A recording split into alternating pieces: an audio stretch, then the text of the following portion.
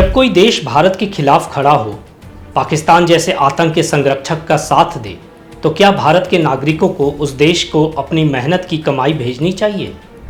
आज बात टर्की की। एक ऐसा देश जो भारत से अरबों का फायदा कमाता है, खास तौर पर भारतीय टूरिस्ट और उपभोक्ताओं से, लेकिन बदले में करता है भारत विरोध। क्या आपको पता है 2023 में 2,74,000 भारतीयों ने टर्की की यात्रा की। 2024 में यह संख्या बढ़कर 3,30,000 हो गई। भारतीयों ने पिछले साल पर्यटन के जरिए टर्की और अजरबैजान को 4,000 करोड़ रुपए से ज़्यादा दिए।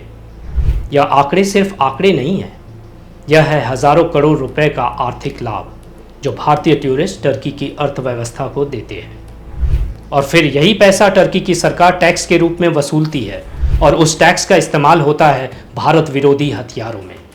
जी हाँ, वही पैसा जाता है पाकिस्तान को घातक ड्रोन तकनीक देने में, भारतीय सेना के खिलाफ एलओसी पर इस्तेमाल होने वाले हथियार बनाने में और यूएन जैसे अंतर्राष्ट्रीय मंचों पर भारत के खिलाफ बोलने में। टर्की ने तो यहाँ तक किया कि कश्मीर पर भी पाकिस्तान के झूठे नैरेटिव का समर्थन किया और अब हद पार हो चुकी है। हाल ही में जम्मू कश्मीर के पहलगांव में जो आतंकी हमला हुआ, उसके जवाब में भारत ने पाकिस्तान के आतंकी ठिकानों पर सटीक कार्रवाई की। इसके बाद पाकिस्तान ने बदले की कार्रवाई में भारतीय नागरिकों को निशाना बनाया और इस बार इस्तेमाल किए गए टर्की में बने ड्रोन। अब सोचिए, क्या आप उसी देश की यात्रा करेंगे जिसके बनाए ड्रोन हमारे नागरिकों की जान लेने के लिए इस्तेमाल हो रहे हों? अब सिर्फ टूरिज्म नहीं, ट्रेड पर भी सवाल उठाना जरूरी है। पुणे के व्यापारियों ने एक मजबूत और साहसिक फैसला लिया है। उन्होंने टर्की से आने वाले सेबों के बहिष्कार का ऐलान किया है। यह सिर्फ एक आर्थिक कदम नहीं है, यह एक नैतिक और राष्ट्रवादी संदेश है। अब जिम्मेदारी देश भर के उपभोक्ताओं की है। क्या आप ऐसे सेब खाएंगे जो उस देश से आते हों जो भारत के खिलाफ आतंकवाद को समर्थन देता है? कुछ भारतीय कंपनियों और संगठनों ने तो देश हित में साहसिक कदम उठा लिया है। अहमदाबाद की लोटस जैन ग्रुप ने हाल ही में 800 लोगों की टर्की अजरबैजान यात्रा रद्द कर दी। यह सिर्फ एक फैसला नहीं था, यह था एक राष्ट्रवादी संदेश। अब बारी आपकी है। क्या आप जानते हैं कि भारत की सबसे बड़ी एयरलाइंस में से एक इंडिगो का टर्किश एयरलाइंस के साथ कोड शेयर समझौता है?